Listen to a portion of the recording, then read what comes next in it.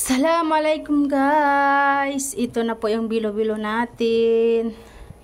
Nagpagawa po yung isang amo ko.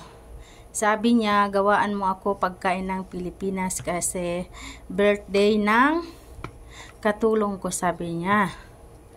Pagkain niya to doon sa compound. Nagpagawa po siya sa akin. Sabi niya, magkano yung nagastos mo dyan? Sabi ko, konti lang naman po. Sabi niya, hindi. Sabi niya, bigyan kita ng pera, sabi niya. Hindi naman po ako magtitinda. Pero, usang amo magbigay. Kasi yung mga gamit po, nasa bahay po lang ng amo ko. Tapos, pinagawa po tayo ni amo. Sabi niya, kausapin mo nga, sabi niya yung, sabi niya, Madam Lara. Sabi niya, ganon. Sabi niya si Madam Lara may gusto daw siyang pinapagawa sa iyo.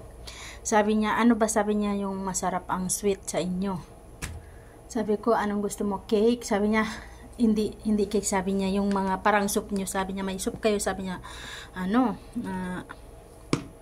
tawag nito, sweet. Sabi ko, marami ako, sabi ko, gawa na soup kung gusto niyo, soup na pangkain, soup, sabi ko, yung lagi natin ginagawa. Sabi niya, hindi, yung maganda, sabi niya, sa inyo meron kayong soup, sabi niya, minatamisan. Sabi ko, okay.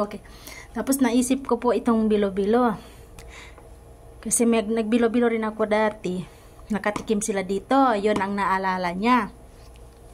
Yung kaibigan po ng mga amo ko at saka mga amo ko, kumain po sila ng mga food Pilipina. Hindi po sila maselan. Kung anong luto ko po sa amin, kumain din po sila.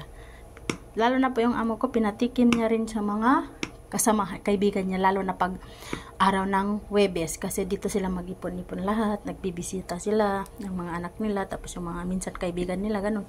Kaya magtikiman sila ng pagkain, kinukuha nila.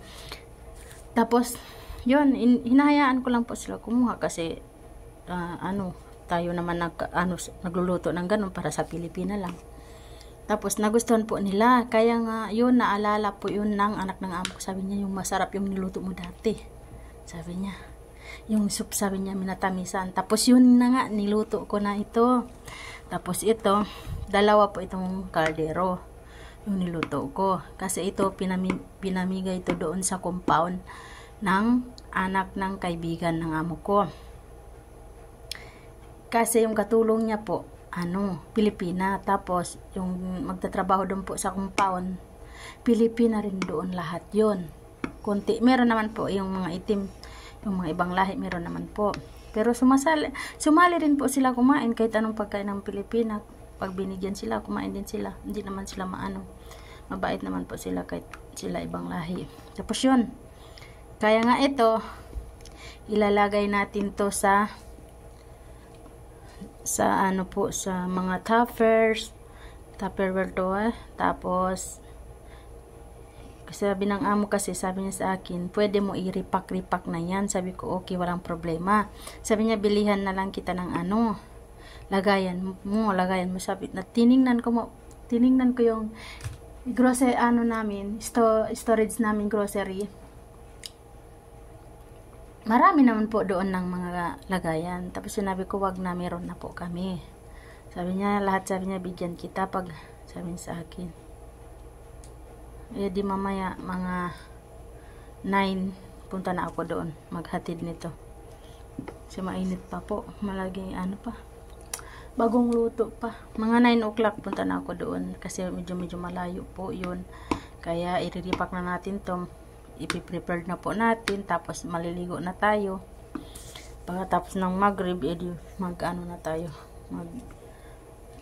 maglakad na po tayo. Ito na po yun. Thank you po sa inyong lahat. Kung malapit lang po kayo, mga kaibigan ko dyan sa Quiapo, di makatikim po kayo ng bilo-bilo nito. Lalong-lalo na po, mga pamilya ko, nakatikim po kayo pag nandyan po ako sa inyo. Hayaan nyo, babawi na lang po ako pag uwi ko. Okay, bye-bye.